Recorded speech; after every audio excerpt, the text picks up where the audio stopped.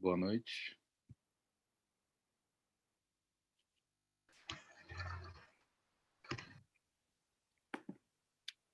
Boa noite a todas, todos.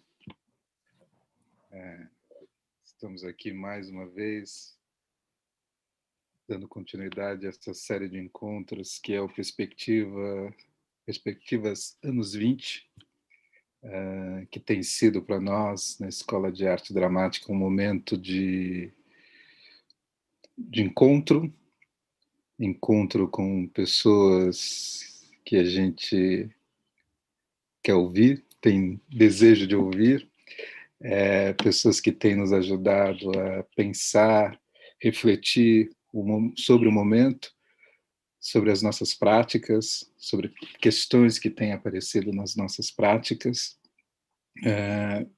Essa série de encontros começou em junho, já nesse contexto da pandemia, como uma tentativa, como eu ia dizendo, de, nesse contexto, tentar produzir algum tipo de relação que vá para além dessa demanda remota que se impôs a todos nós.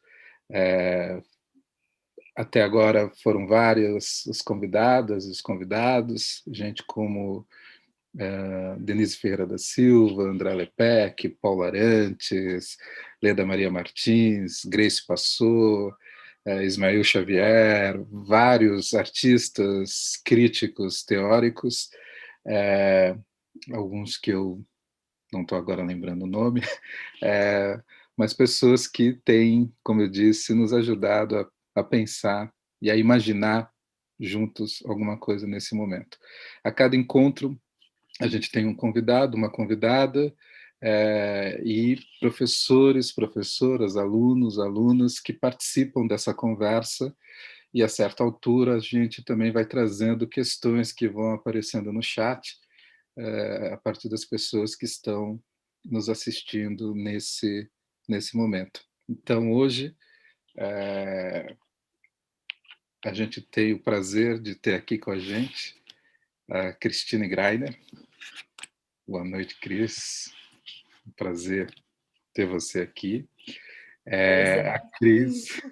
A Christine Greiner dispensa apresentações, mas vamos aos protocolos.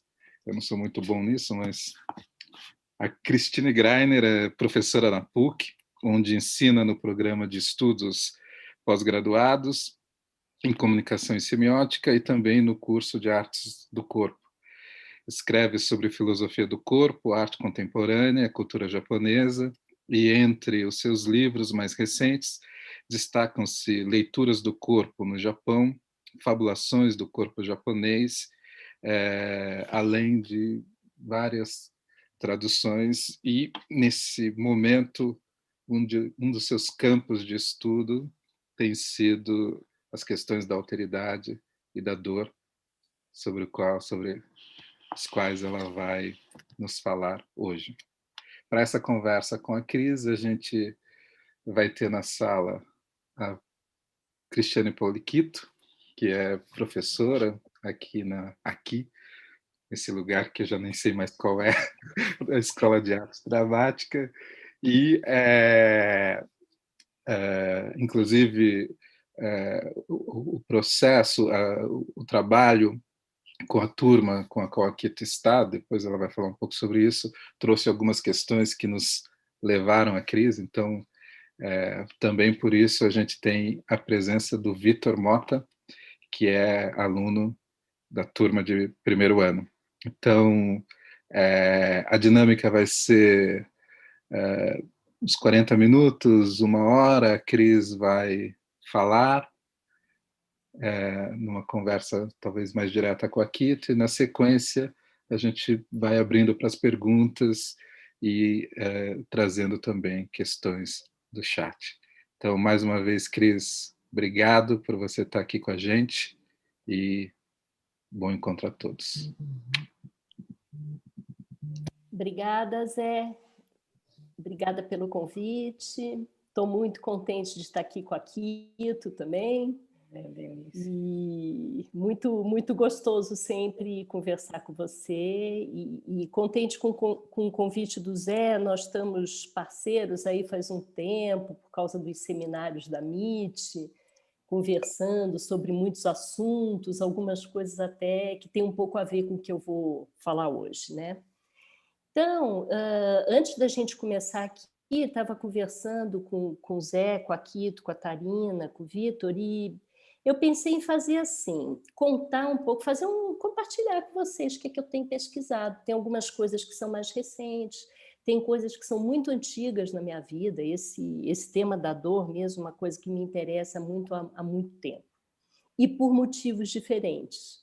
Então, eu vou contar um pouco para vocês em que pé que está essa pesquisa, como é que começou, e aí vamos ver o que a Quito quer perguntar para mim aí, o que a gente vai conversar, e depois, quando outras pessoas também quiserem participar, fazer perguntas, aí vocês fiquem à vontade, porque eu gosto mais mesmo de conversar do que dar palestra assim, fechada, essas coisas.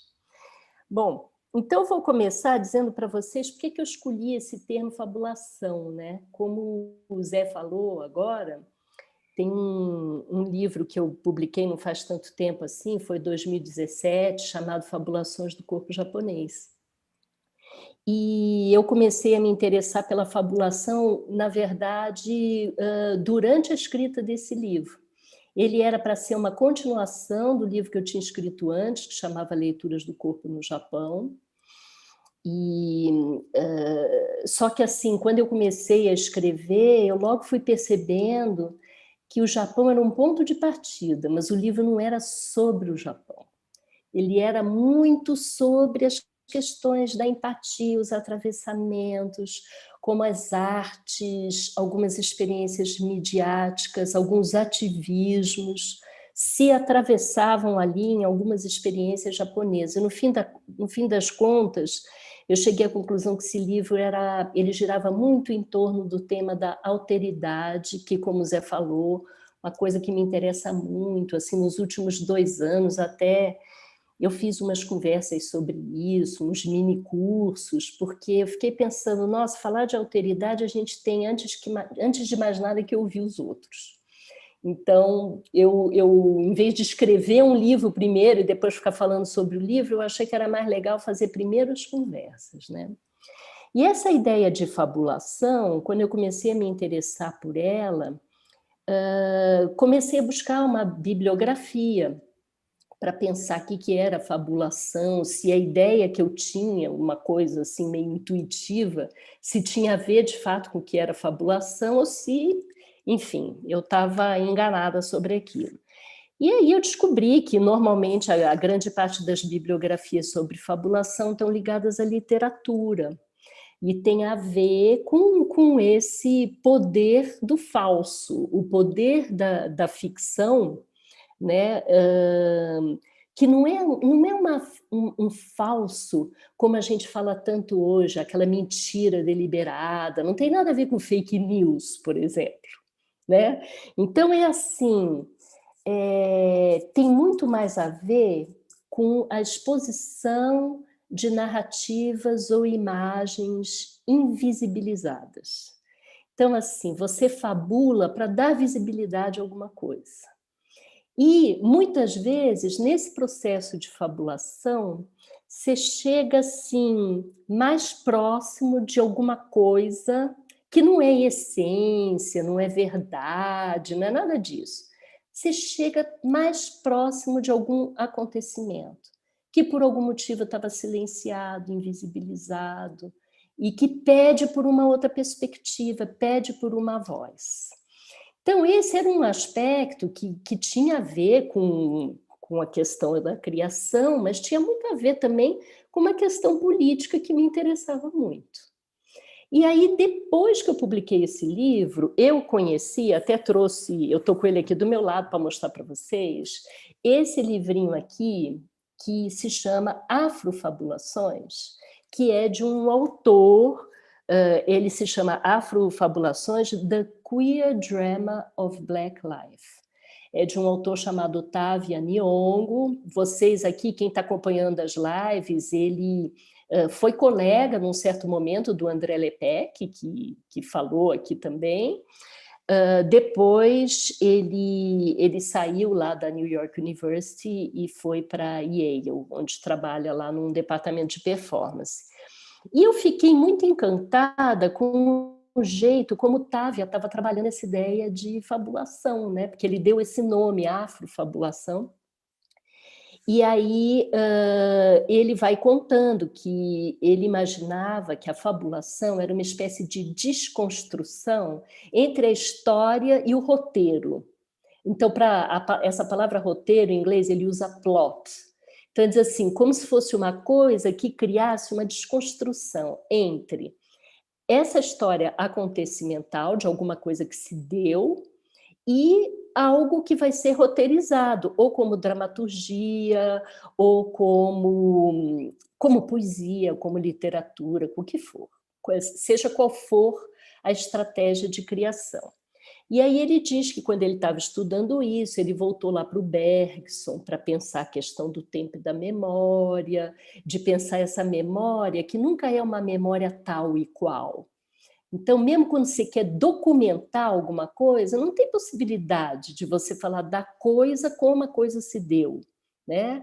Então, ele fica muito interessado, justamente assim, ele diz... Eu estou olhando aqui meu caderninho, gente, porque eu fiz um roteiro para não me perder, porque é tanto assunto. Então, ele diz assim, que ele está interessado num aparecimento fabulatório de um mundo que não foi feito para sobreviver.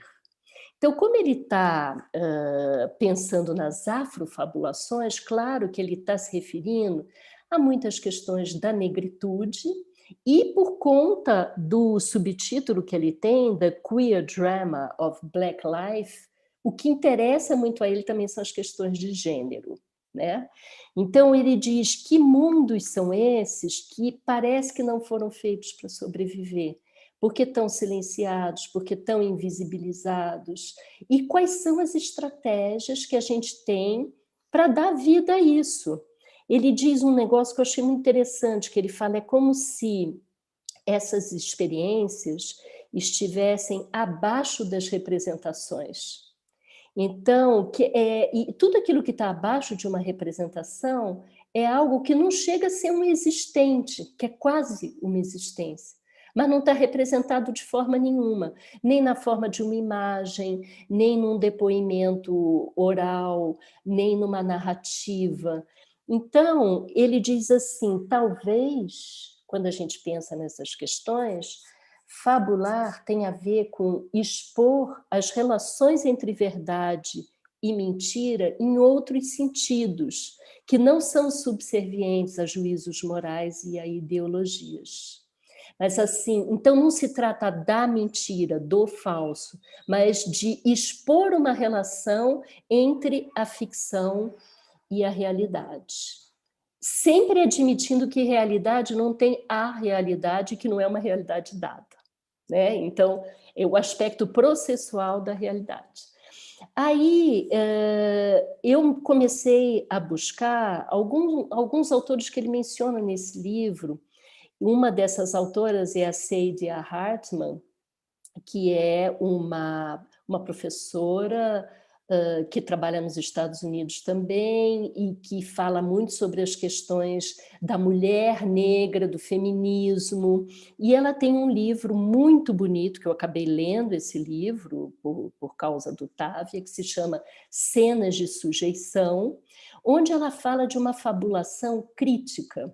E aí ela está se referindo em grande medida à escravidão. Esse livro dela é um livro bem difícil até da gente ler, e ela fala sobre a dor como uma condição normativa, quando se pensa na escravidão. E aí ela fala em linhas de força da injúria, na violência que pode ser a violência do chicote, mas que pode ser também a violência das palavras. E como isso é convertido, muitas vezes, numa espécie de espetacularização, no melodrama.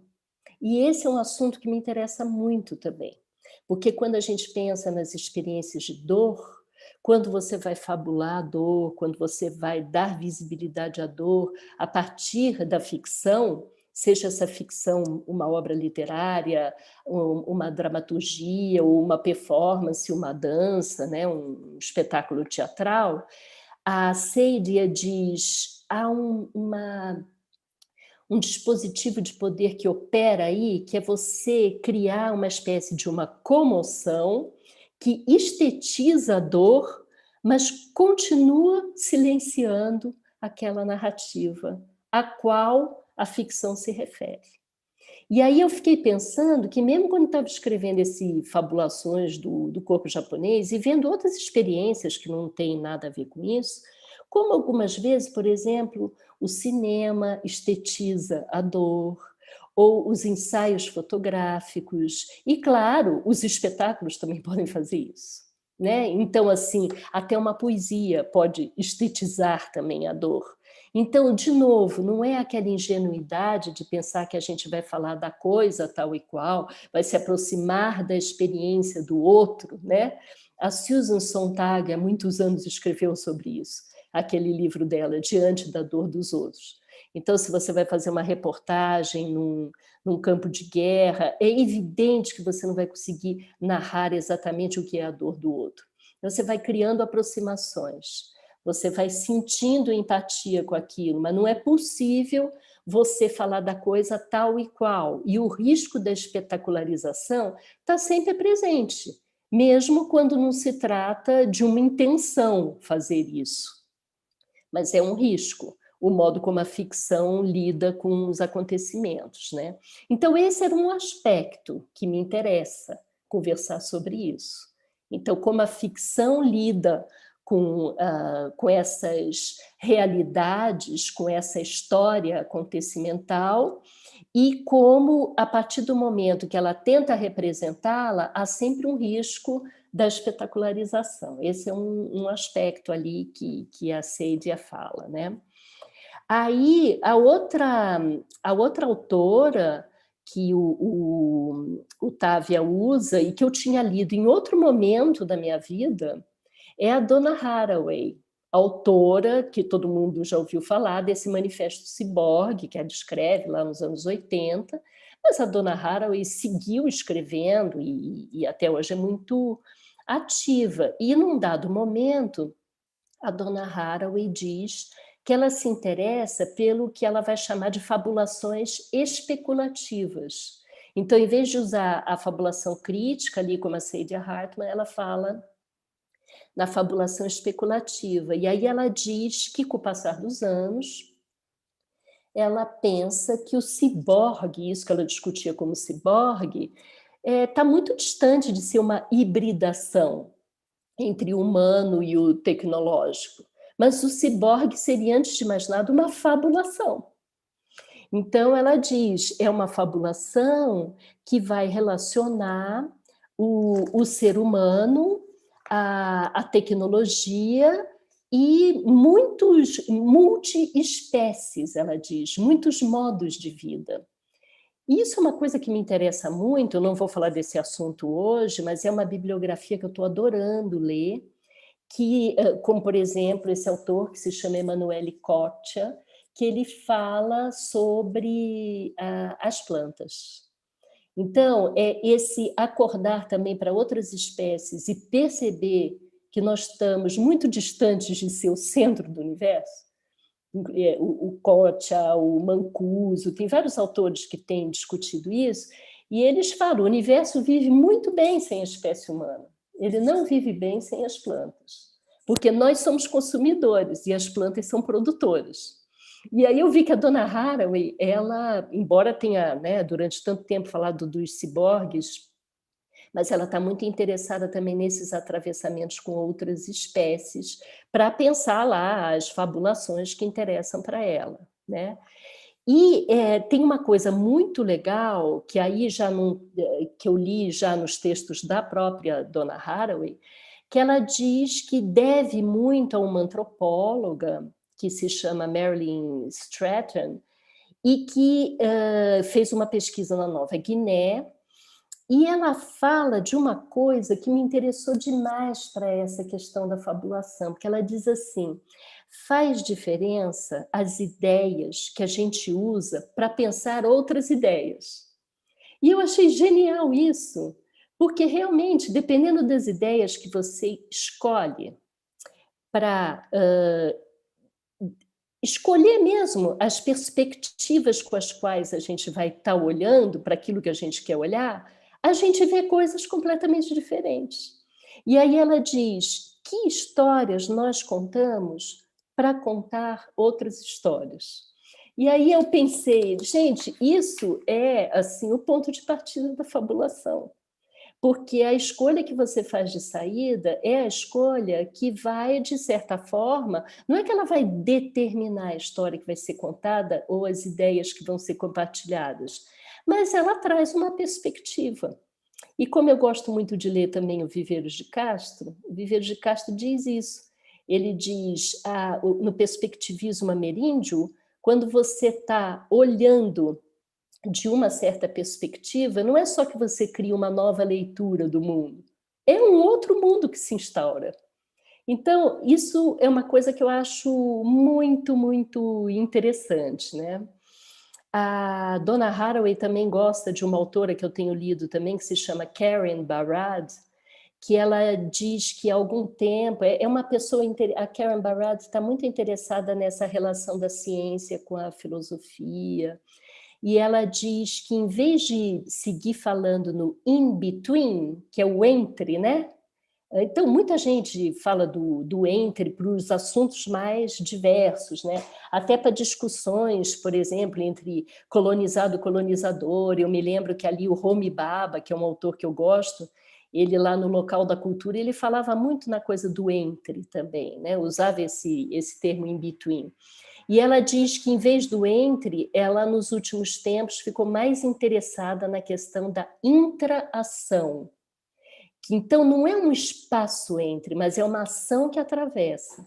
E eu fiquei pensando que isso aí também tem muito a ver com a fabulação, né? Uma fabulação que não está camuflando nada, mas que está buscando modos de expor alguma coisa, através de estratégias ficcionais. E aí, quais são essas estratégias ficcionais?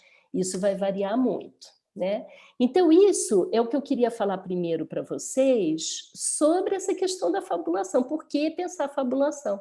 Até estava conversando antes com o pessoal que a primeira palavra que tinha passado na minha cabeça para colocar junto com a dor era epistemologia. Pensar uma epistemologia da dor, que era pensar como a dor também pode produzir conhecimento. Mas aí, quando eu comecei a ficar mais interessada na fabulação, a fabulação é também uma forma de construir conhecimento, mas ela constrói o conhecimento se valendo da ficção. Então, isso acho que no fim me interessa mais. Então, não que toda forma de conhecimento não implique também, de certa forma, em alguma ficção. Mesmo quando a gente vai retrabalhando teorias, vai reinventando as teorias, sempre tem um aspecto ficcional. Mas me pareceu interessante essa palavra fabulação. Então, agora, antes da gente começar a conversa, eu queria falar então um pouquinho sobre essa questão da dor, assim, o que que é, que dor é essa, de que dor que eu estou falando, né? E eu não estou falando de uma dor só. E também estou pensando a dor a partir de perspectivas distintas, né? Então, um aspecto, por exemplo, que eu comecei a estudar alguns anos atrás, eu queria entender organicamente qual que era a função da dor. Por que que a gente sente dor? E eu gosto muito, é uma coisa que eu gosto de ficar misturando, assim, fazendo um bololô de bibliografias. Então, há muitos anos, por exemplo, que eu gosto de ler o Antônio Damasio, que é um neurocientista que é muito interessado em filosofia também, porque é aquilo, né? Como eu não sou cientista, também não estou interessada na ciência dura. Eu me interesso pela neurofilosofia, né? Então, assim, tem que ser alguém que está lá discutindo filosoficamente alguma coisa que cria uma aproximação com as artes, com aquilo que é legível também para a gente. Não me interessa ler protocolo de laboratório, essas coisas, né? Então, eu comecei a ler no Damásio, tem vários livros em que ele fala sobre a questão da dor e do prazer, porque o grande mote da pesquisa dele são as emoções e os sentimentos. Ele está mobilizado por isso há muito tempo, ele é estudioso do Spinoza, tanto que ele escreveu um livro que se chama Em Busca de Spinoza, né? Tenta fazer uma aproximação ali, pensando em como Spinoza trabalhava com os afetos e como ele poderia pensar essa questão do afeto nessa pesquisa aí que ele faz para compreender a gênese das emoções e dos sentimentos na nossa conexão corpo-mente-ambiente, que é isso que o Damasio está interessado, né? Então, ele diz, no Spinoza, por exemplo, tinha a noção de conatos, que é um esforço para a vida, né? E o Damasio vai falar de homeostasia, ou homeostase, às vezes está traduzido ali homeostasia, homeostase, que ele diz, os dispositivos homeostáticos são aqueles que garantem a vida do organismo. E não é uma noção de equilíbrio como a gente imagina, porque, na verdade, equilíbrio total é morte. Então, é sempre um estar em movimento, mas é um estar em movimento que tem lá uma sintonia, né, do corpo, mente, ambiente, que garante a vida. Eu fiquei lendo um monte de coisa, não vou me estender nisso, porque também acho que eu e a Kito estamos interessadas nisso, eu não sei se é todo mundo. Então, por exemplo, eu li um livro um tempo atrás, chama O Sexo e a Morte. E esse autor, ele, por exemplo, ele falava que a morte, quando a gente pensa na morte celular, não é a mesma coisa que a morte de uma pessoa, ou a morte de muitas pessoas. Porque as células, elas têm esse mecanismo de suicídio. E só que o suicídio das células é que garante a nossa vida. Porque quando elas não se suicidam, normalmente é porque a célula é cancerígena. Então, assim, eu fiquei lendo essas coisas. E que, claro, são realidades distintas. Você pensar ali, né, no aspecto celular, ou pensar em partículas subatômicas, ou pensar na gente, na vida. Né? Então, são níveis de descrição distintos de realidades distintas. Né? Então, a gente tem que tomar cuidado também para não ficar criando metáforas assim impróprias, né? Mas essa questão do Damásio eu achava muito interessante, porque ele fala um bocado de coisa nesses livros, tanto no Em Busca de Spinoza, como no Mistério da Consciência, e nesse último, A Estranha Ordem das Coisas. E assim, a dor é sempre uma sinalização, ela é uma sinalização de desestabilização. E mesmo quando a dor é somática, ou seja, supostamente uma dor ficcional, ela no corpo é absolutamente real. Tanto que uma pessoa pode morrer disso. Então, isso já era, olha só, gente, um outro jeito de pensar a questão do real e da ficção. Porque aí não é que é um roteiro dramatúrgico ficcional, são as ficções que existem em fluxo na nossa conexão corpo-mente-ambiente, que é uma outra forma de fabulação, que não é a fabulação deliberada, são as fabulações que nos constituem na nossa vida.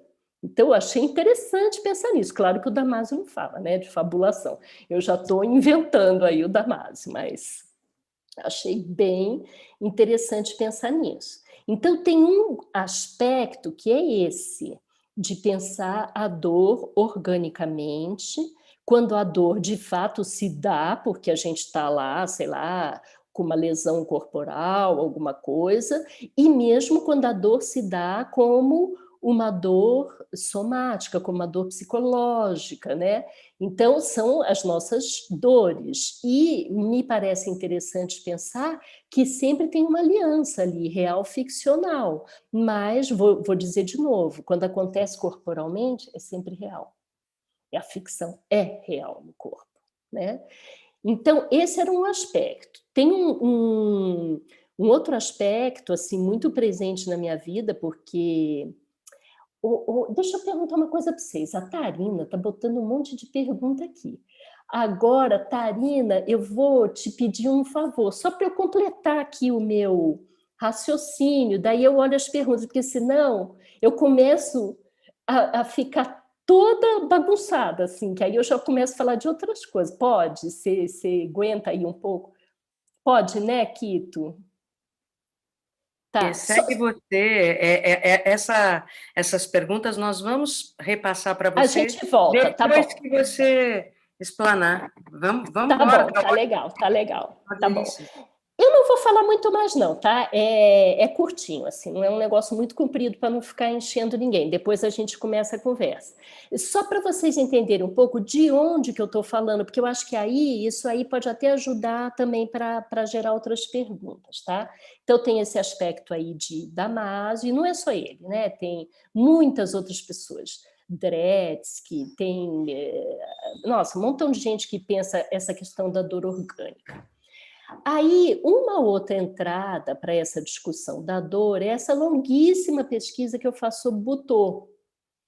Porque aí o que, que acontece? Quando eu comecei a me aproximar mais, assim, entender melhor das questões lá do Hidikata, que é esse criador do Butô, e que é um cara que pensou que o corpo que dança é um corpo morto. Essa era a proposição dele. É um corpo morto que entra num estado de metamorfose, ele se abre para uma desestabilização radical, e a partir dessa desestabilização radical que ele começa a criar e reinventa o corpo. E eu estou há anos matutando com esse negócio. E piorou ainda mais quando eu comecei a traduzir o Kunichi Uno, que é esse meu amigo, filósofo lá do Japão, que era amigo do Hijikata, eles efetivamente se conheceram, conviveram durante alguns anos. Foi 2011 que eu traduzi o primeiro livro do Kunichi, chamado A Gênese de um Corpo Desconhecido.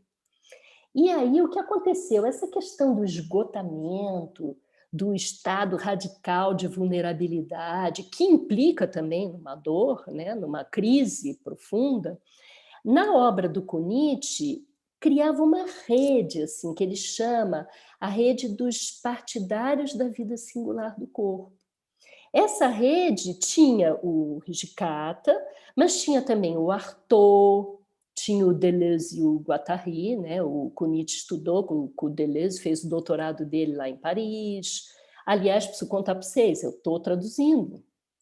Não é a tese do Kunichi, porque ele reescreveu um monte de coisa, mas é o livro dele sobre Artaud, que é uma coisa assim, muito legal. Então, logo mais vocês vão poder ler que eu estou nessa empreitada. Eu e o Ernesto Filho, que é meu parceiro, assim, que sempre me ajuda nas traduções do Kunichi. Nós já estamos há anos, mais de década, nessas empreitadas.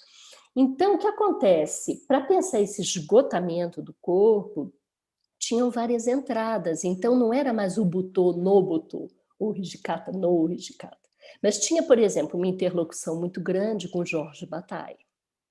Então, o Jorge Bataille aparecia, por quê? Porque tem um tradutor, né, que lá no Japão foi o tradutor das obras do Marquês de Sade, que é o Tatsuhiko Shibuzawa, era muito amigo do Hijikata e era muito amigo também do Mishima. Vocês sabem que esse ano faz 50 anos do suicídio do Mishima, agora em novembro.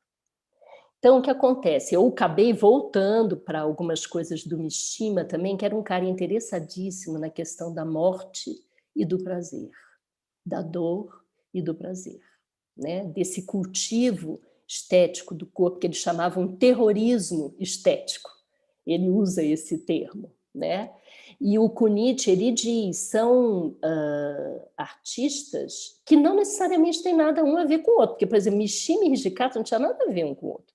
Eles eram amigos, assim, tinha um compartilhamento ali de bibliografias, mas uma grande diferença, por exemplo, o Mishima tinha uma adoração por corpo samurai, corpo do imperador, mas ele, e o Hijikata era o contrário, ele combatia o corpo do imperador. Ele estava interessado no corpo do agricultor, no corpo doente, vulnerável. Ele não queria saber nada daquela história de corpo de imperador. No entanto, o que eles têm em comum? a revolução da carne. E eles têm em comum também essa questão via Marquês de Sade, Shibusawa, que essa turma que também era afeiçoada pelas obras do Bataille, que pensava o erotismo como uma revolução da carne. Então tem aí uma entrada também para pensar essa questão do prazer e da dor, que isso aparece muito fortemente, né? E eu voltei a ler essas coisas por causa de uma parceria maravilhosa que eu estou tendo com esse artista chamado Gal Opido, que provavelmente muitos de vocês conhecem. Eu e Gal acabamos de fazer um livro juntos. Eu estou dando spoiler aqui para vocês, que o Gal fez umas imagens assim incríveis, maravilhosas, inspirado pelo Mishima e inspirado por essa experiência também japonesa de shunga, que são, isso é normalmente traduzido como as gravuras eróticas do Japão, e estudando juntos nós descobrimos que não é bem isso, é um estado corporal também. E é um estado corporal de dispossessão do sujeito com a ecologia, a natureza. Então tem muita coisa aí, também não vou falar disso porque aí muda o assunto. Bom, então, o que acontece? A ideia de sacrifício, que está muito presente, né? O corpo sacrificado, no Butô, no Bataille, que ele era fascinado com aquela tortura chinesa chamada lynch, que iam cortando o corpo dos condenados, né? Até deixar o coração pulsando à vista, uma coisa pavorosa. E quando o Bataille vê uma foto de um jovem chinês torturado, ele fica obcecado por aquilo e diz: nada poderia representar a dor como essa foto. E que não é uma ficção, é real, né?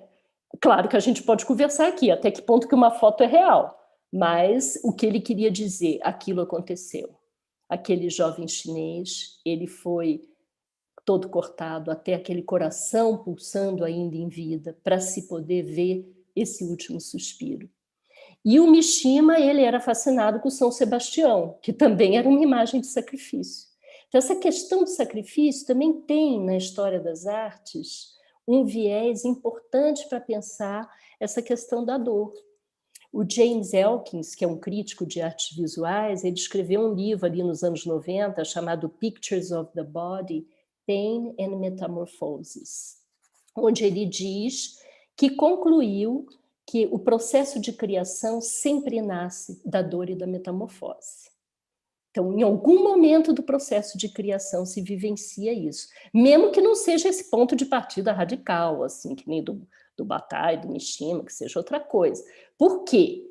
Porque a arte implica em criação, a criação implica em desestabilização, e desestabilização dói corporalmente, né? Então, era um pouco essa conexão. Eu me lembrei também de uma tese super bonita de um aluno da ECA, chamado Biagio Pecorelli, que eu fui da banca dele, que ele trabalhou com as poéticas do sacrifício, pensando os acionistas vienenses, também na ponte com o Bataille. Né? Nesse dia aí da banca do Biagio estava a Eliane Robert Moraes, que é uma amiga minha que trabalhou na PUC, depois foi para a USP, para a literatura da USP, e ela escreveu um livro maravilhoso para quem se interessa por isso, que se chama O Corpo Impossível, onde ela fala do Bataille, fala do Sade, fala de um monte de coisa desses assuntos, né? Então, essa questão que aparece ali na Saidiya Hartman, peraí, deixa eu tomar uma água aqui que eu não paro de falar. Essa questão que a Saidiya Hartman fala sobre a representação, né?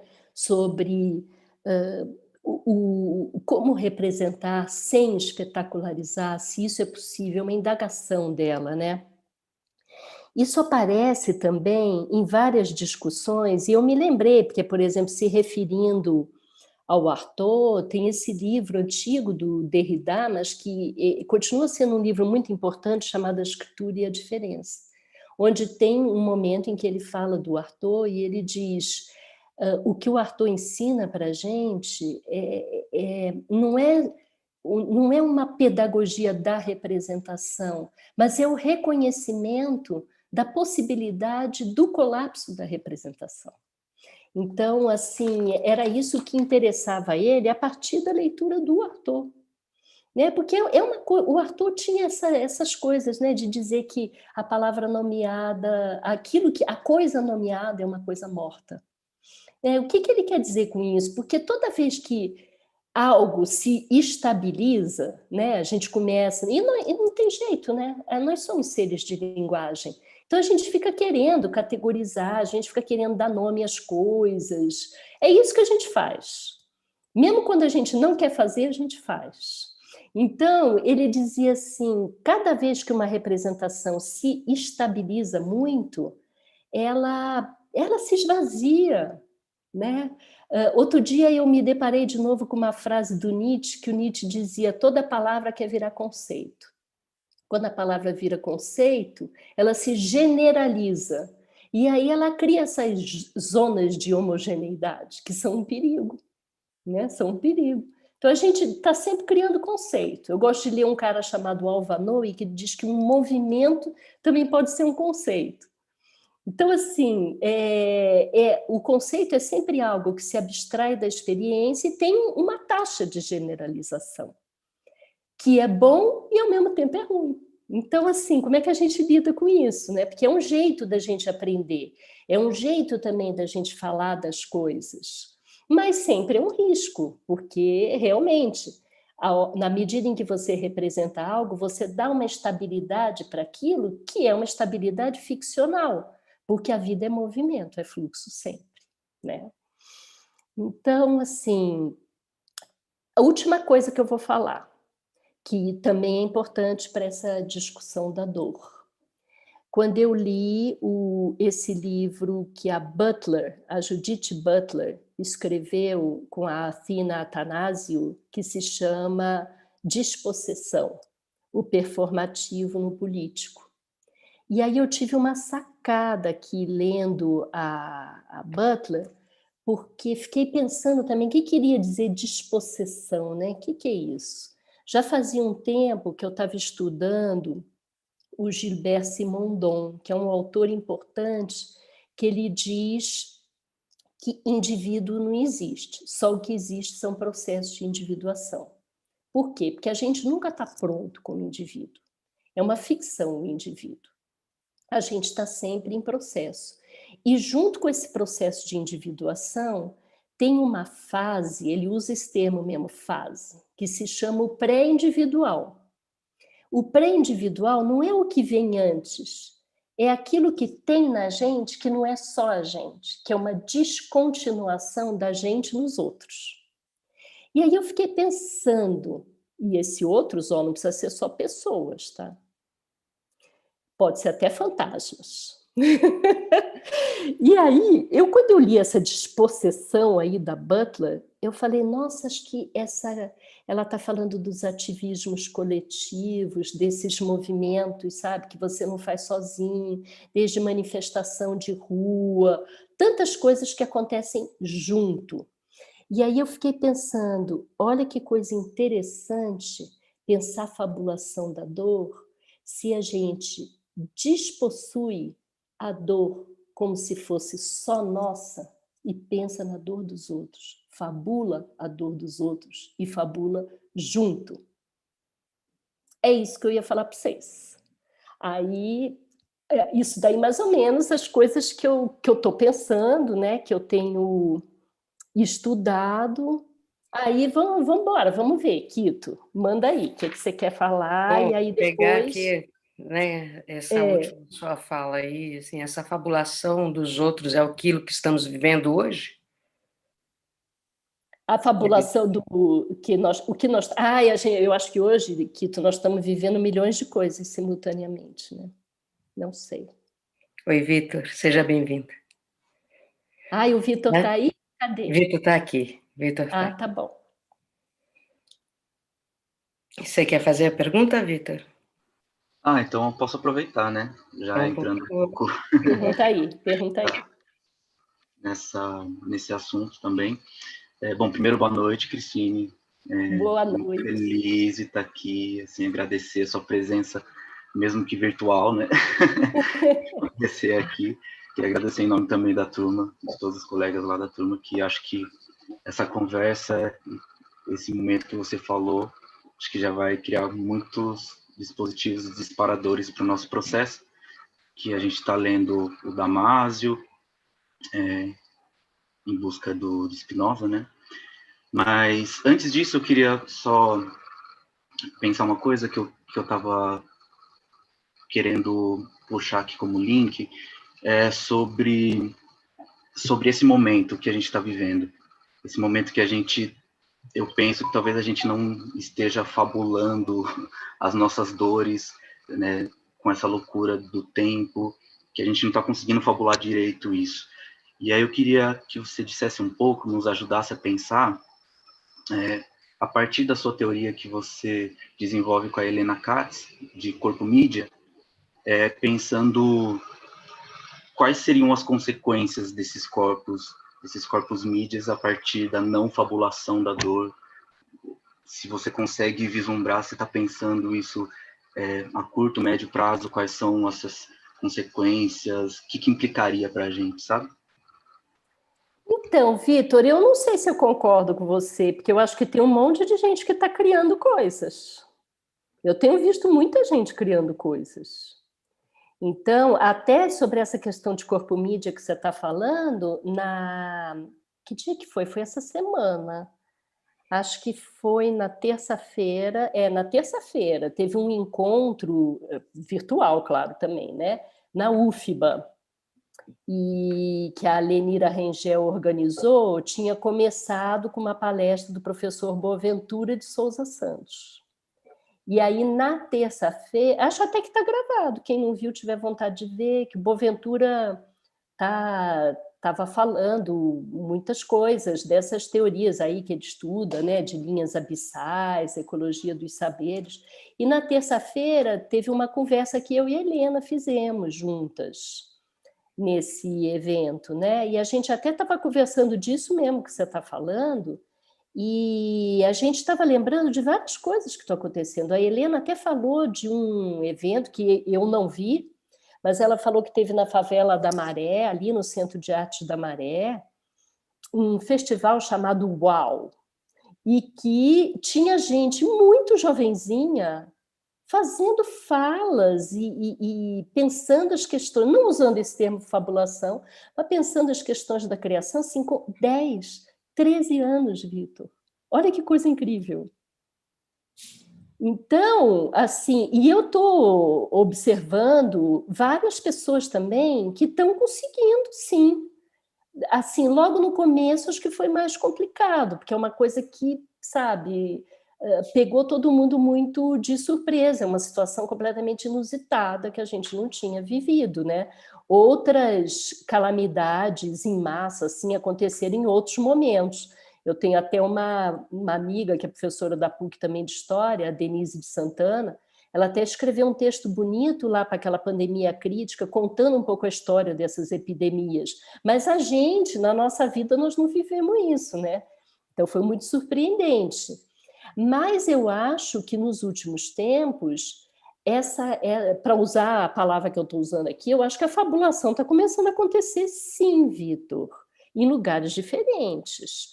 A Gabizinha, que aqui tu conhece bem, ela tinha feito aquela farofa ao vivo da outra vez, aí agora fez uma farofa virtual, né, juntando várias pessoas, claro, experiências muito diferentes entre si, mas algumas pessoas começando a pensar como é que se consegue usar essa mediação da tela, não só para ser uma mídia de transmissão, mas tentando começar a aprender essa linguagem, trabalhar. Eu escrevi um texto para o site da Fundação Japão, e aí eles me pediram para falar um pouco do que estava acontecendo no Japão. Primeiro eu achei um pouco esquisito, assim, porque eu falei, como é que eu vou saber, né? Aí eu comecei a fazer várias entrevistas com pessoas e foi maravilhoso, porque eu descobri umas experiências incríveis. Então, por exemplo, esse diretor de teatro, Toshiki Okada, ele tinha um trabalho que ele estava apresentando em Nova York, depois ia circular festivais, se chamava Eraser Mountain, Eraser Forest. E aí ele resolveu repensar essa noção da montanha e da floresta, com a ajuda de um artista visual amigo dele, para o universo digital. E começou a criar o que ele chama de videoteatro, que são pequeníssimas peças assim de 5, 6 minutos. Então, e tem muita coisa acontecendo aqui no Brasil também. Então, eu acho que eu não concordo com você. Eu acho que tem muita gente, sim, fabulando. O que acontece, que isso é um assunto legal da gente pensar, porque como a gente, o nosso contato realmente está restrito, embora a gente já estivesse usando as redes sociais há muito tempo, né? Então, essa coisa da mediação também não é uma coisa absolutamente nova na situação de pandemia, porque em alguns lugares até mais radicais do que talvez aqui, mas a comunicação via WhatsApp, a coisa de você estar mesmo perto da pessoa, mas mandar mensagem, isso é uma coisa que já vinha acontecendo, não é dizer que é só agora, a partir da Covid que começou isso. É que tem uma radicalização, claro, mas assim, não é uma coisa também que surge do nada, porque a gente já estava vivendo essa experiência.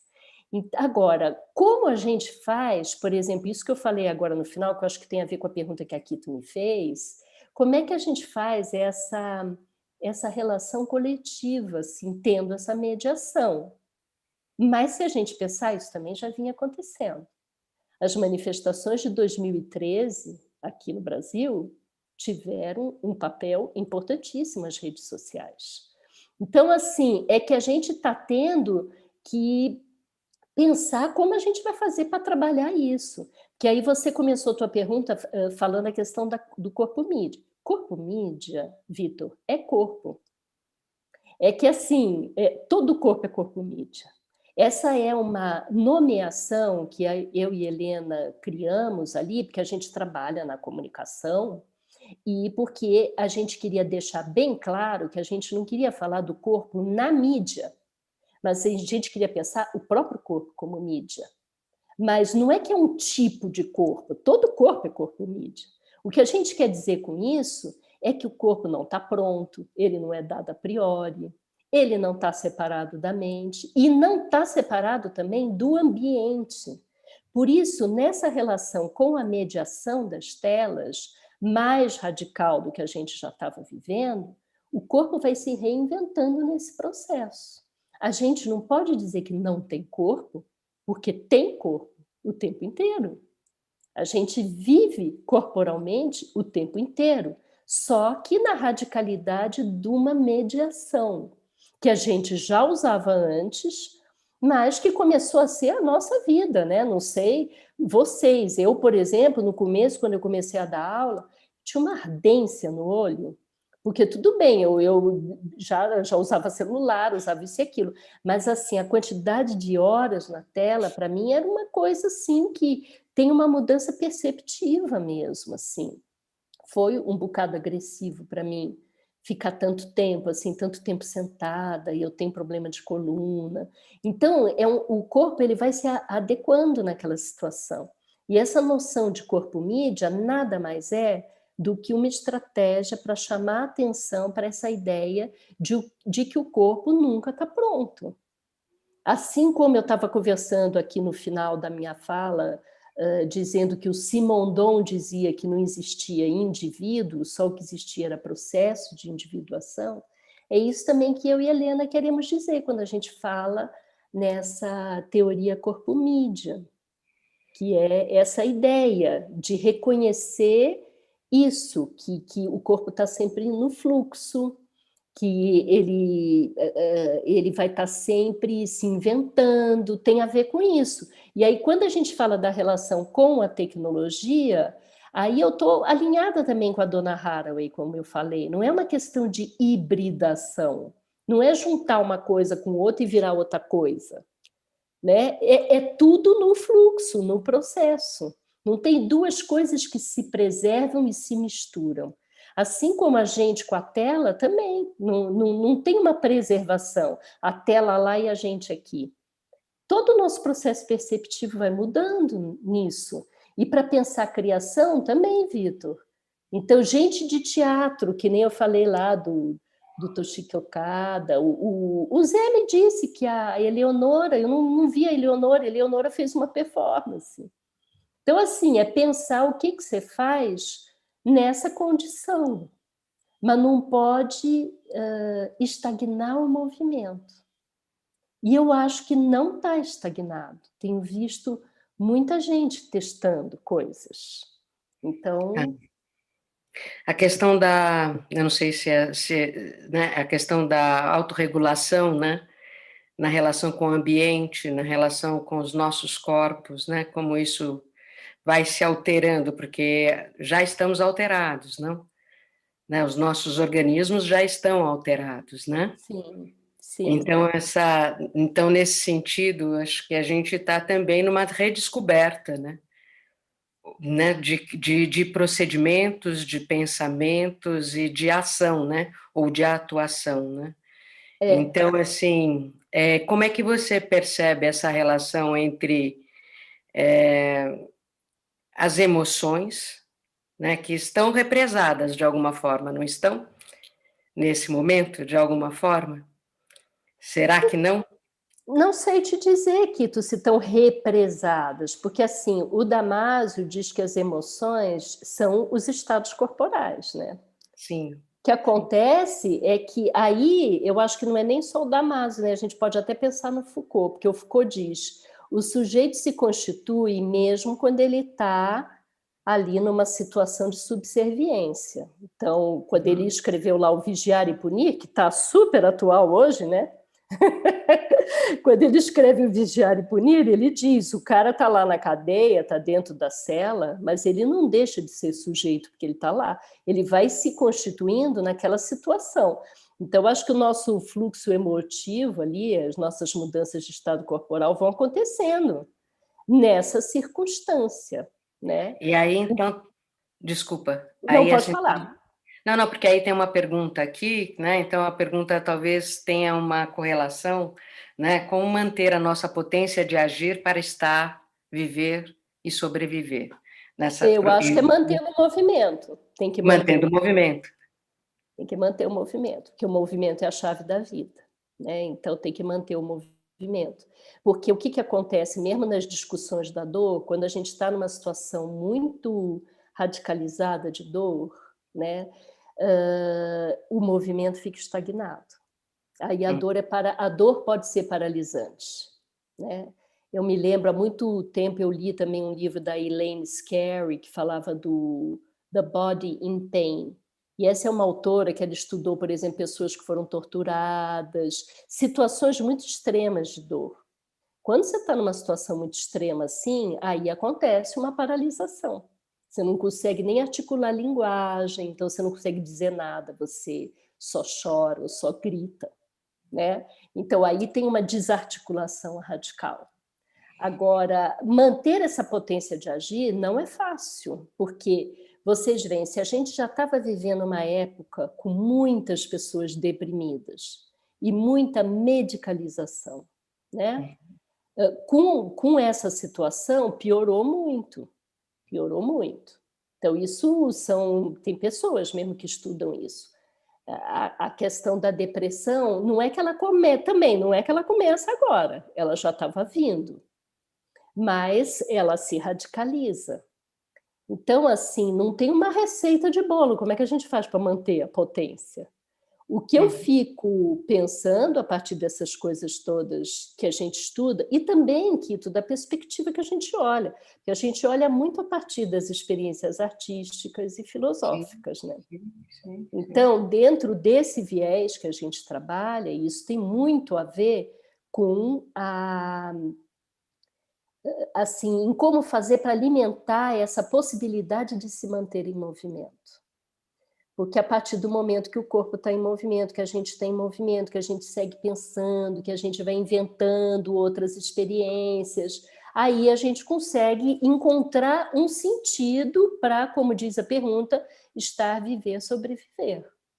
Né? Então, assim, é o jeito, a Butler fala isso também, é como você trabalhar a vulnerabilidade como uma possibilidade de ativação, e não trabalhar a vulnerabilidade de um modo que você se afunde naquilo. E, claro, tem situação que a gente se afunda mesmo, que não tem jeito. Claro, não dá para olhar de uma forma romântica isso. Então, sobre essa discussão da espetacularização da dor, eu vi uma vez até um livro de uma moça que falava sobre experiências no campo de concentração. Quer dizer, no campo de concentração, há pesquisas que falam que algumas pessoas, documentadas e tal, mesmo numa situação de campo de concentração, conseguiam criando. Mas isso tem um limite também. Claro que eles não estão falando do muçulmano, daquele que está com um fio de vida, entre a vida e a morte, num estado de fome que não consegue pensar mais nada. Não dá para criar. Você só pensa em fome. Você pensa a pessoa que está na rua, né? E o que aconteceu? Eu acho que um efeito muito grave disso que a gente está vivendo e que só foi se agravando é porque a tecnologia é uma linha de corte, né? Ela expressa os abismos sociais que a gente vive. A gente teve, por exemplo, vários alunos na PUC que não tinham computador. Então, como você vai fazer aula online? Então, assim, não tinha uma internet, você tinha só um celular. Então, assim, essa coisa democrática, né, do universo digital é democrático para alguns, mas não é para todos. E isso é uma coisa que ficou, assim, escancarada para a gente. Então, quem está incluído nisso? Não está todo mundo incluído. Dizer que está... eu já participei de vários debates que as pessoas dizem isso. Olha, que legal, agora as fronteiras foram por água abaixo, a gente pode chamar um convidado, sei lá de onde, para dar palestra, não sei o quê. Porque aqui não precisaríamos estar todos em São Paulo, assim como entre os convidados não estavam todos em São Paulo. Só que essa democratização não é para todos. Você precisa ter internet, você precisa ter tecnologia, você precisa ter dinheiro para estar incluído nisso. Então, essas questões, elas também impossibilitam a potência de agir, se você está fora disso, né? Sempre teve, mas eu acho que está muito evidenciado. Então, isso também é uma questão que a gente precisa enfrentar, né? Quem faz parte dessa rede, quem não faz. Então, isso também é uma coisa grave, assim, importante, eu acho, para a gente pensar. E daqui para frente, não tem essa coisa, vamos voltar ao que a gente era antes, porque a gente sabe que não tem volta. Né? Então, já se conversa, tanto pedagogicamente, como para quem discute política cultural, nos modelos híbridos, isso e aquilo. Então, a gente sabe que não vai ter... Primeiro que a gente nem sabe quando esse negócio melhora, porque parece que melhora, depois piora, a gente não sabe quanto tempo vai ser essa condição. E tem várias outras questões que têm que ser enfrentadas, que não é só a doença, o vírus em si, mas todas essas outras coisas que foram surgindo, como as diferenças sociais, tem muita coisa, né, que apareceu e que não dá simplesmente para varrer para debaixo do tapete. Então, eu acho que aí entra também naquilo que eu falava no começo, que a gente tem que tomar cuidado, né, para não seguir com as narrativas invisibilizadas, com os mundos que parecem que não têm o direito de existir, porque isso não se refere só à escravidão séculos atrás, se refere ao que a gente vive hoje. Então, essas bibliografias, elas não são só documentos históricos que falam do século tal, é hoje. Então, assim, quantas pessoas não têm voz? Quantas pessoas estão com seus mundos invisibilizados? Então, isso se refere a algo que está acontecendo agora, e não é só no Brasil, mas é no Brasil. em vários lugares aqui que também não são iguais. Para a gente que está nas universidades em São Paulo, né, é uma situação. Uhum.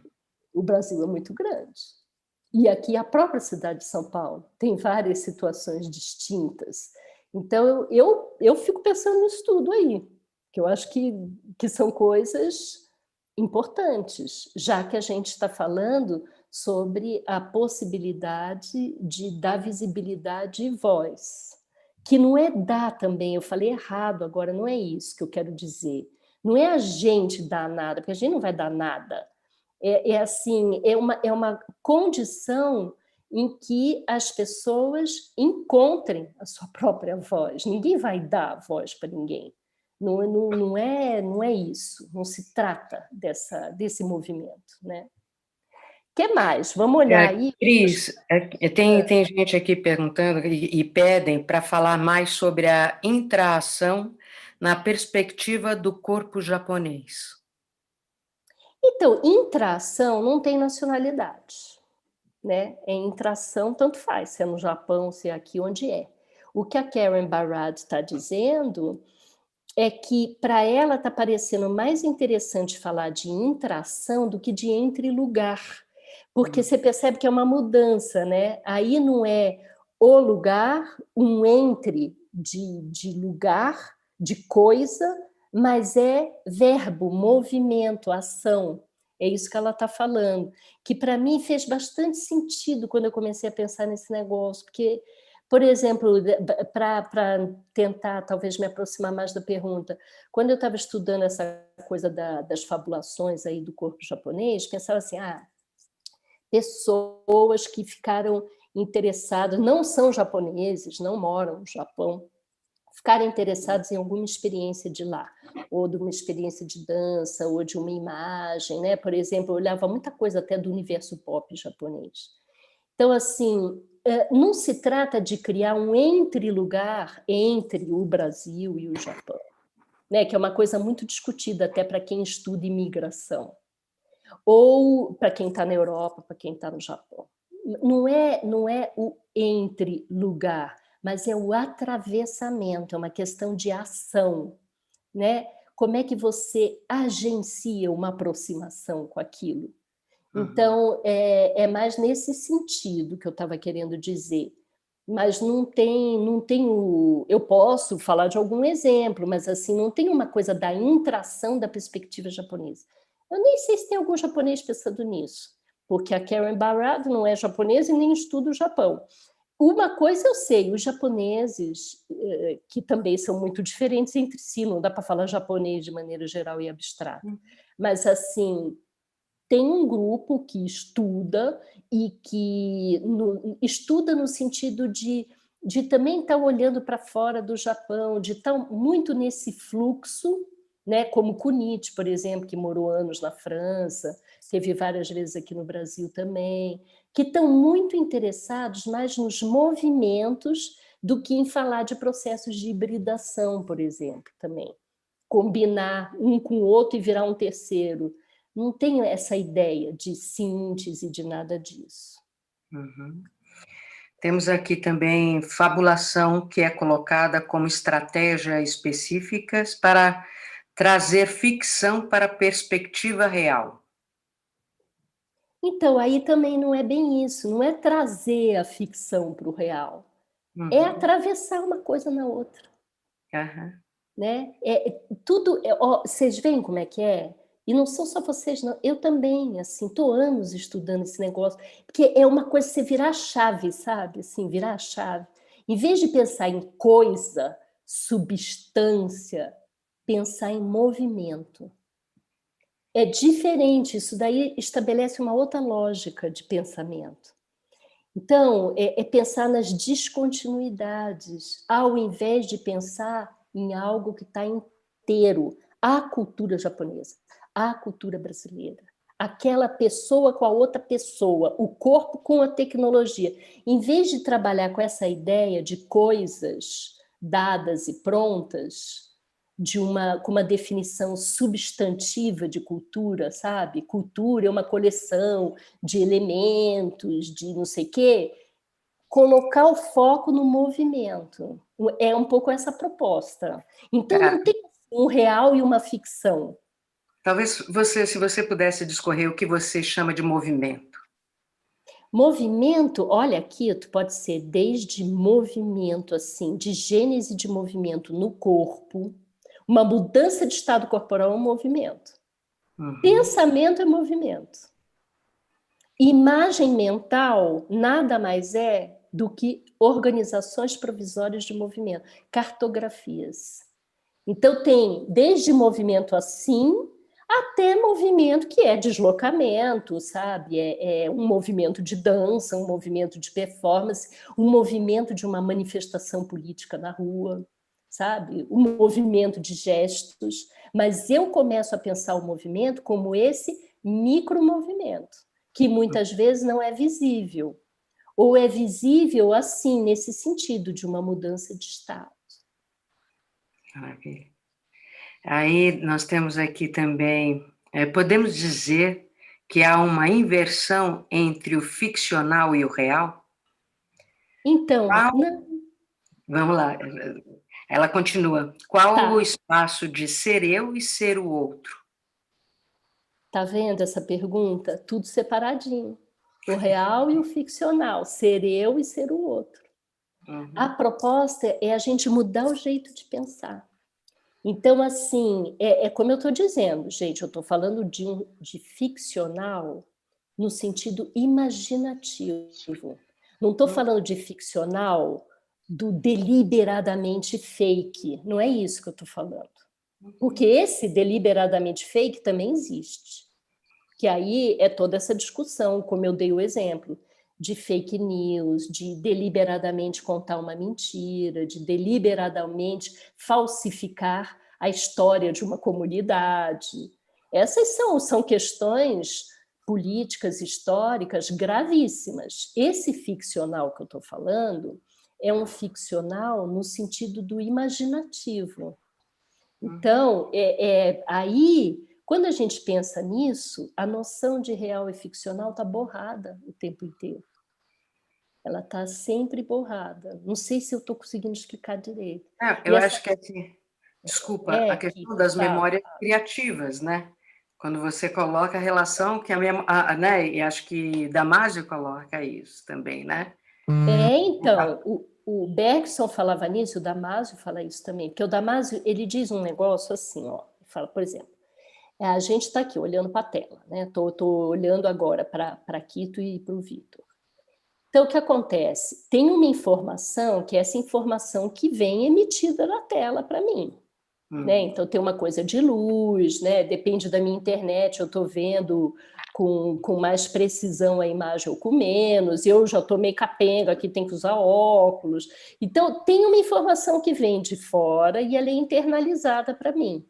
Só que o modo como essa informação é internalizada para mim, junto com a informação que vem de fora, já vem um processo imaginativo.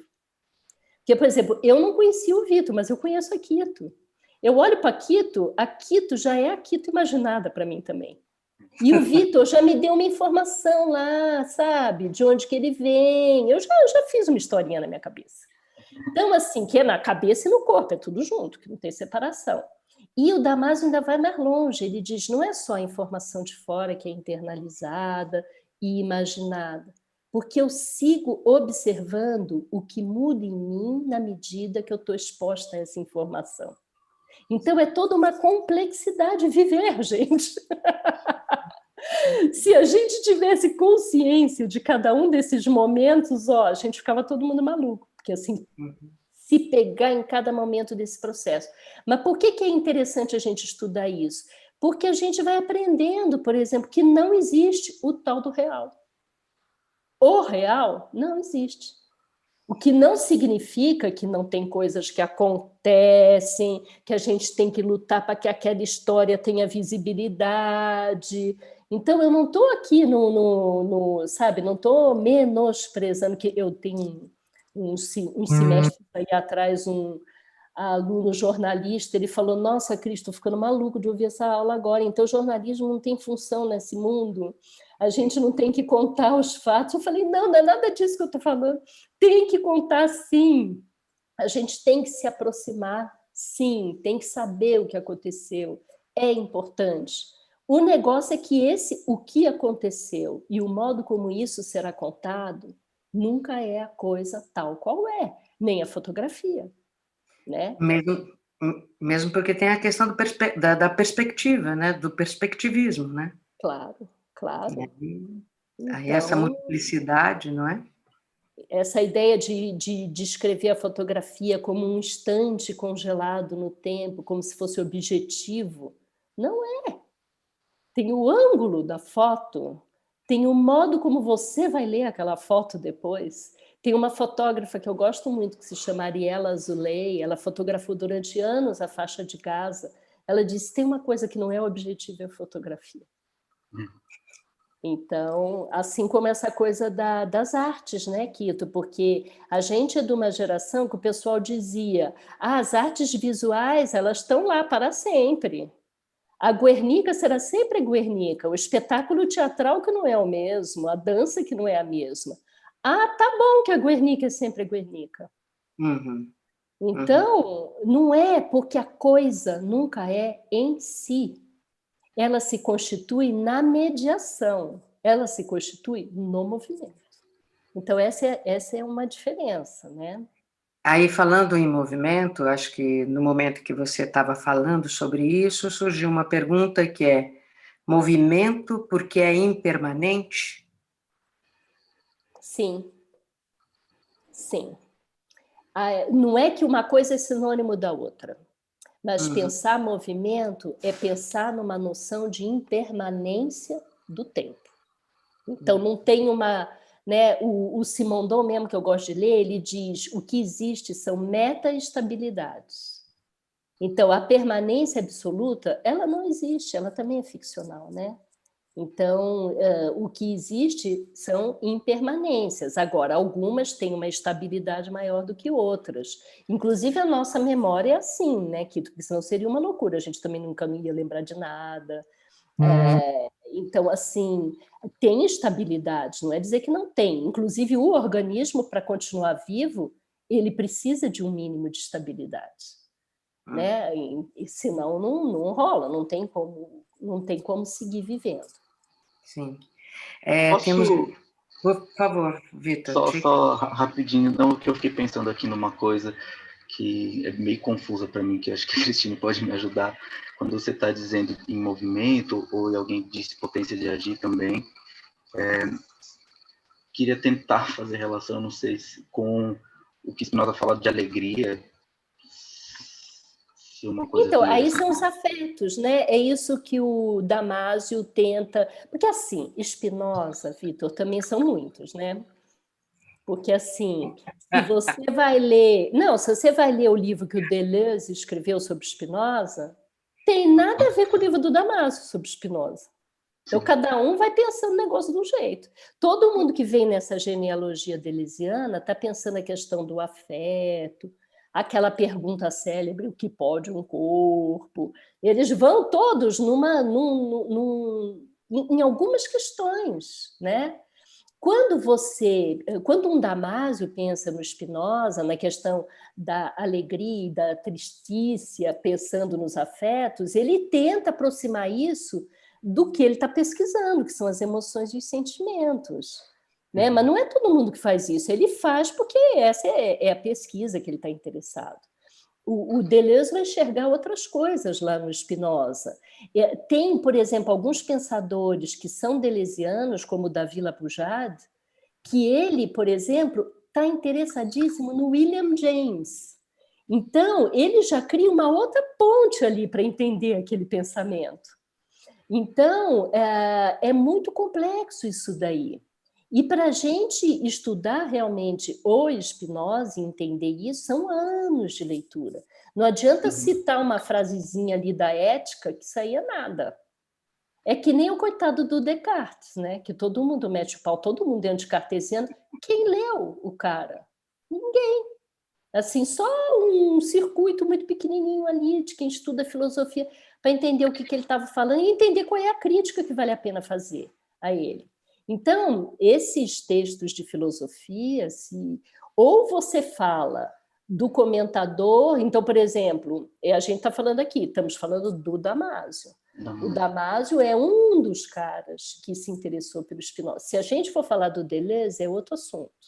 Se a gente for falar do José Gil, é outro assunto.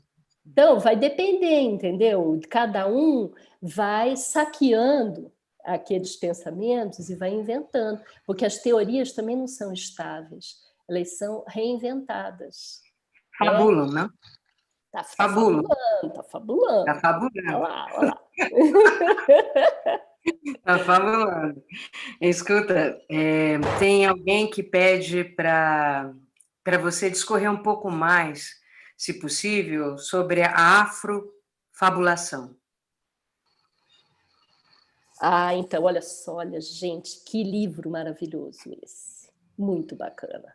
Eu adorei o Tavia Nyong'o. Ele cita muitos exemplos aqui.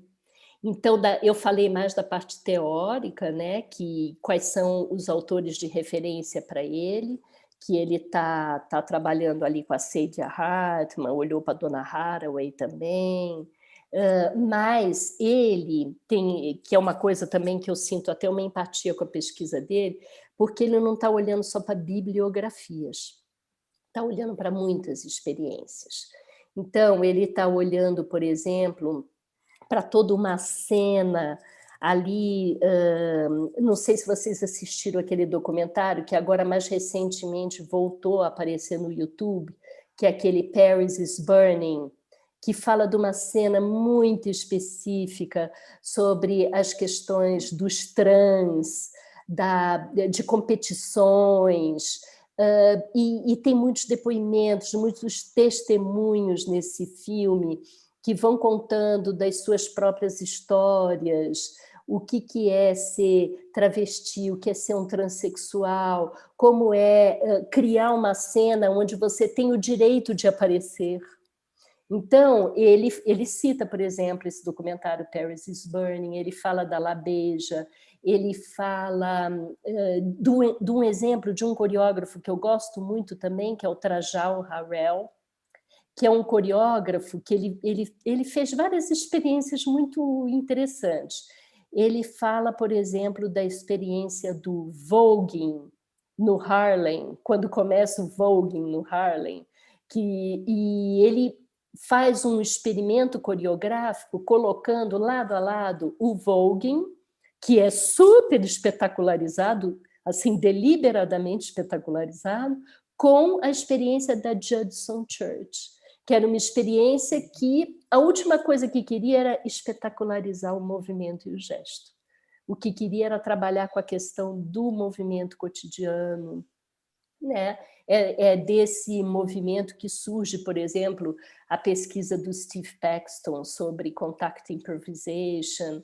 Então, assim, o Trajal, ele é um cara que trabalha fabulação nas experiências de dança dele. Ele, inclusive, se aventurou pelo butô também. Ele fabulou a la Argentina, do Casulono. Então, assim, ele também fabulou o Hijikata. E aí é muito interessante, porque não se trata de fazer uma mímese, né? Se a gente pensar a afrofabulação que o Tavia está discutindo, além de trazer todas essas bibliografias que eu contei para vocês no começo da minha fala, ele se alimenta muito dessas experiências. Então, para pensar como você pode trabalhar de uma outra forma que não é mimetizando. Ou como você pode até se apropriar da mímese, mas se apropriando da mímese, não acreditando que você está fazendo a coisa tal e qual mais uma vez, mas que você usa a mímese para fabular aquele acontecimento. Um grande exemplo disso, aí eu tenho um exemplo japonês para falar, que o Tavia conhece também, que é o Takao Kawaguchi. É que ele se apresentou só lá em Campinas, ele não chegou a vir para São Paulo com esse trabalho dele, que se chama About Kazuon. Mas ele fez uma experiência muito curiosa, porque ele é um cara que, embora seja japonês e e more lá em Tóquio, ele nunca conheceu o Kazuo Ono pessoalmente, ele nunca fez um workshop com o Kazuo Ono e ele nunca foi do Butô, porque ele fazia parte de uma companhia chamada Dump Type, que é uma companhia de performance contemporânea. Mas aí o que ele fez? Ele resolveu se aventurar fazendo uma pesquisa sobre filmes do Kazuo Ono, fotografias do Kazuo Ono, e aí ele decidiu tirar toda a coisa mística do Kazuo Ono, que tem um monte, né? Toda uma aura mística, transcendental do Kazuo Ono. Tirou tudo isso daí e se relacionou especificamente com o movimento, pensando como ele poderia constituir no corpo dele, que era um cara mais jovem, mais forte, não era pequenininho como o Kazuo Ono, que tinha uma vulnerabilidade no corpo, desde quando começou a dançar, porque ele já começou a dançar velho, e quando a gente viu fora do Japão já era mais velho ainda. Então, como se constituir a partir desse estado corporal? Então, a partir de uma estratégia mimética, ele não busca fazer a coisa tal e qual, mas ele busca entender como seria possível conhecer aquilo a partir da instauração do movimento no corpo dele. Eu achei interessante isso daí, uma estratégia interessante, porque não era uma leitura das metáforas do Butô, dessa coisa toda mística que tem mais até em cima do Kazuo Ono do que do Hijikata, mas é assim, tentar encontrar uma estratégia de aprendizado daquele universo complexo de conhecimento exclusivamente a partir do movimento. Então, foi uma estratégia. E que é diferente do que se ele, por exemplo, tivesse a técnica do Butô no corpo dele, porque ele não tinha. Ele nunca aprendeu o Butô. Então, ele inventou uma outra estratégia. E o Trajal, ele faz muito isso em relação a outras experiências. E, claro, ele foi se interessar pelo voguing no Harlem, porque isso tem a ver com a origem dele. Mas, assim, para pensar isso, já criando uma conexão inusitada, por exemplo, com a Judson Church. Ou olhar lá para a Argentina, que também não tem nada a ver com ele, mas que ele pensou, tem uma questão queer no Butô que é interessante e pode ser uma ponte para fabular. Esse queer Butô também está com tudo agora, hein? Vocês sabem que antes do Sesc Belenzinho virar Sesc Belenzinho, teve um evento lá, Babel. Lembra disso, Quito? E o Kazuo Ono estava lá, né? Que foi o muso de todos os trans. Depois ele foi no Madame Satã fazer uma apresentação. Eu tinha um amigo na época que frequentava o Largo do Aroche, disse que virou, assim, uma febre na noite do Largo do Aroche, Kazuo Ono. Gente, sensacional. Maravilhoso. Que mais? Fala aí, o que mais tem? Eu vou fazer duas em uma aqui. Tá bom. Uma é como não estetizar a dor, se você expõe a dor como ela é, e lhe internam. Esta é uma. E lhe internam? Como ela é, e lhe internam, ou é isso que tá um pouco, né? Veja se você consegue ver ali no bate-papo. Não, eu estou vendo agora, a Tarina colocou. Internaliza. Tá. Bom, que susto! Eu achei muito louca a pergunta, mas agora... Eu já estava pensando na companhia Waynes, já estava pensando em outras coisas. Exatamente. E aí, eu vou somar aí, peço desculpas aqui, a minha condição de leitura aqui. Não tem problema não. E a outra foi comentar a diferença entre fabulação da dor e simulação da dor que silencia narrativas. Agora eu me desconcentrei, Quito, porque eu estou lendo aqui a Tarina está achando que é internal mesmo, que é achar que a pessoa está louca. Ela está achando isso. Tá, então eu li corretamente. Então, aí a Tarina está falando que acho que é nesse sentido. Bom, Tarina, está cheio de, né, tem experiências como essa, né? Desde as muito antigas, como do Nijinsky, do Arthur, até experiências hoje. É fato, isso acontece, né?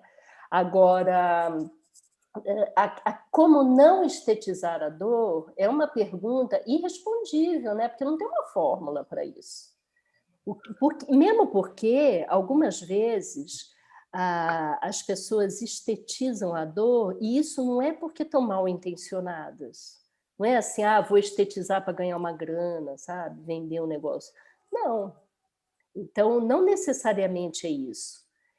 O que me parece é que a questão, aí não vou nem falar da dor, é que assim, estetizar alguma coisa normalmente interessa para alguns processos de criação, que entendem essa noção de modelo estético de uma forma fundamental, que entendem o produto da arte de uma forma fundamental. São as pessoas que estão menos conectadas a essa ideia de processo. Então, que o processo de criação artística não necessariamente deflagra um produto na expectativa do mercado de produto artístico. E a arte contemporânea tem trabalhado muito isso. Então, tanto na dança, como no teatro, como na performance, e até nas artes visuais, e o próprio cinema internalizou isso também. Então, eu acho que não tem como responder isso, como não estetizar a dor. O que eu percebo é que as pessoas que incorrem mais nessa questão de estetizar algo, a dor ou qualquer outra coisa, estão mais mobilizadas por essa vontade de criar um produto artístico. Né? E eu não estou nem falando produto no sentido pejorativo, não, porque tem artistas que trabalham assim. Então, não estão tão arraigados à potência do inacabamento. E o artista tem autonomia para trabalhar de formas diferentes, gente. Tem gente que trabalha com um resultado final de um espetáculo, de uma coreografia, são trabalhos extraordinários.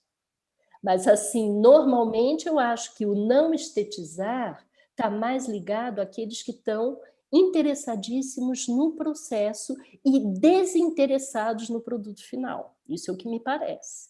Agora, essa questão aí do ficcional e da internação, do acometer, né, estigmatizar o artista como louco, isso é uma coisa que, sabe, acontece historicamente em diversos momentos, né?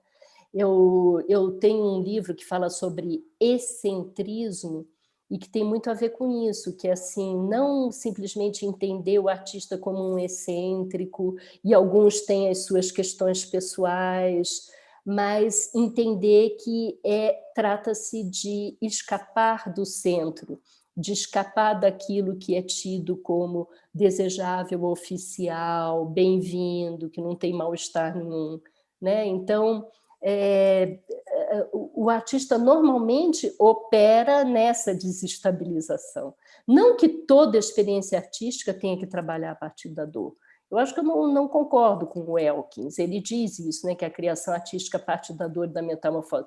Eu acho que não. Eu acho que, inclusive, você pode desestabilizar, às vezes, a partir do humor, a partir da sátira. Tem outras estratégias para fazer isso, né? No entanto, acontece, mas assim, não sei se eu consigo avançar muito mais nesse negócio da internação. Eu gosto muito do trabalho ali da companhia Uens, que deliberadamente trabalha com isso, que eu acho bem interessante. O que mais, hein, Kiko? Aí essa diferença entre fabulação da dor e simulação da dor que silencia narrativas. Quando é uma simulação da dor que vai silenciar narrativas, é o oposto da fabulação, né? Pelo menos do jeito que a Saidia Hartman está falando, porque ela, o Távia, que estão interessados principalmente nessas questões, né, da escravidão, da violência, do racismo. Se você simula a dor, e isso só vai manter na invisibilidade, no silenciamento. A simulação, nesse sentido, é bem distinta da fabulação, né? Aí são processos muito diferentes. O fake, o falseado, né? Claro. Né?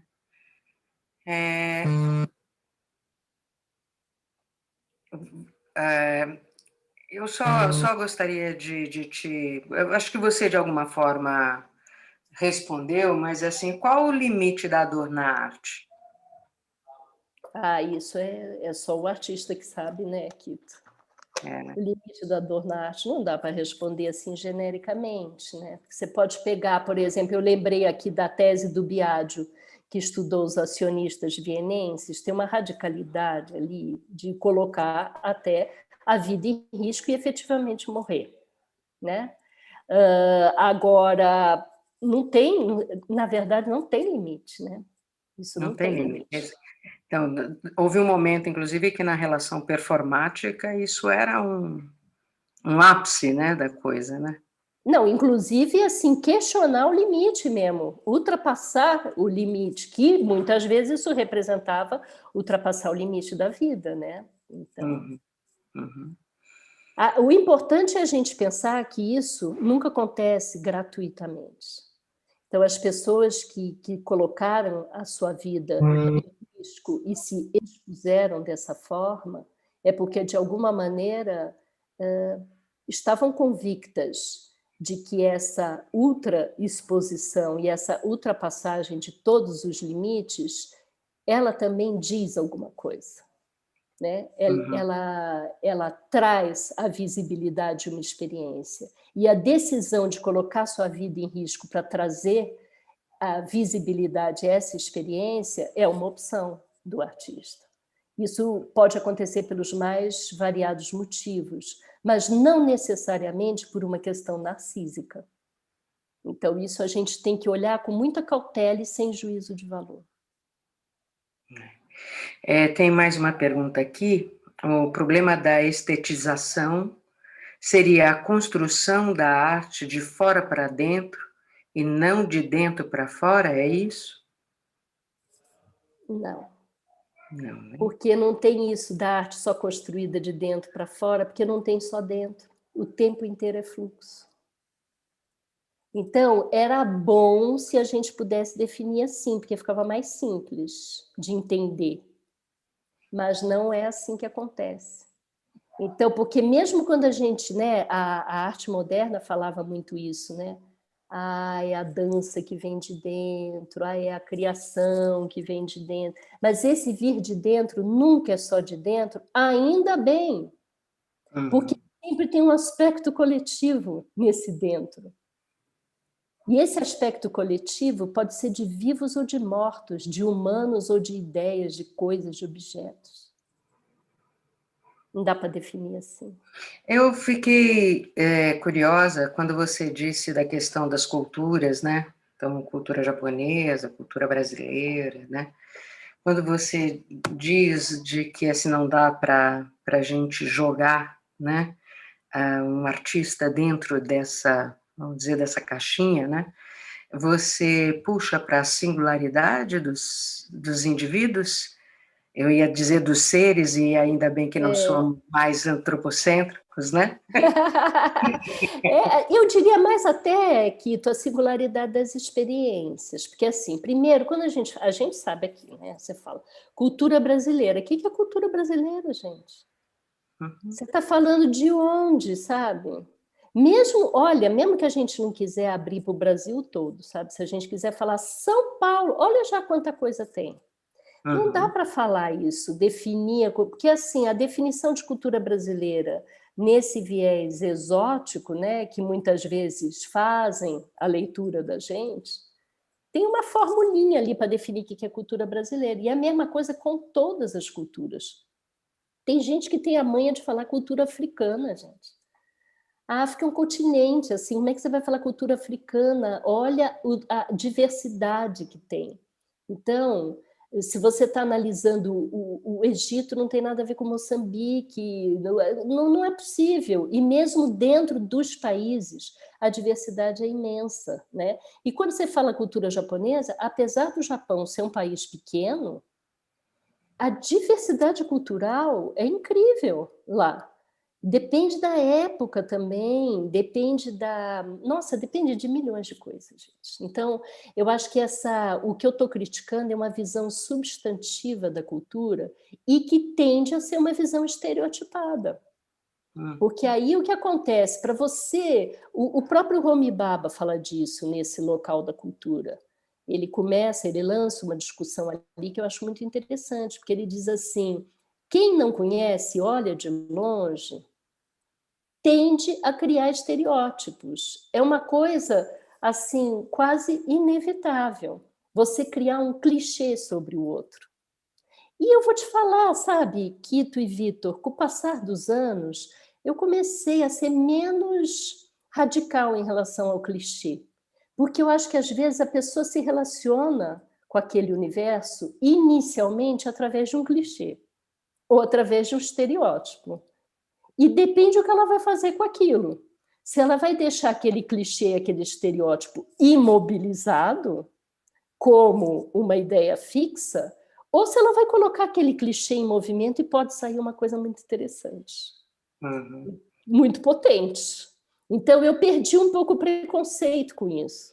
No começo, assim, isso daí foi uma coisa que aconteceu comigo, principalmente quando eu comecei a estudar Butô ali, que eu via tanta bobajada em nome de Butô, assim, uns Butôs tão estereotipados, umas coisas horrorosas. E aí, quando eu comecei a estudar o Hijikata, eu falava, ai, gente, que judiação, sabe? Tinha tanta coisa legal naquela pesquisa, e a pessoa pega, assim, uma imagem e só trabalha aquela imagem. Aí, um dia, eu fiz uma entrevista com uma coreógrafa chamada Carlota Ikeda, que ela já morreu agora há alguns anos, era uma coreógrafa que começou o trabalho dela lá em Tóquio, depois ela mudou para a França, foi trabalhar em Bordeaux.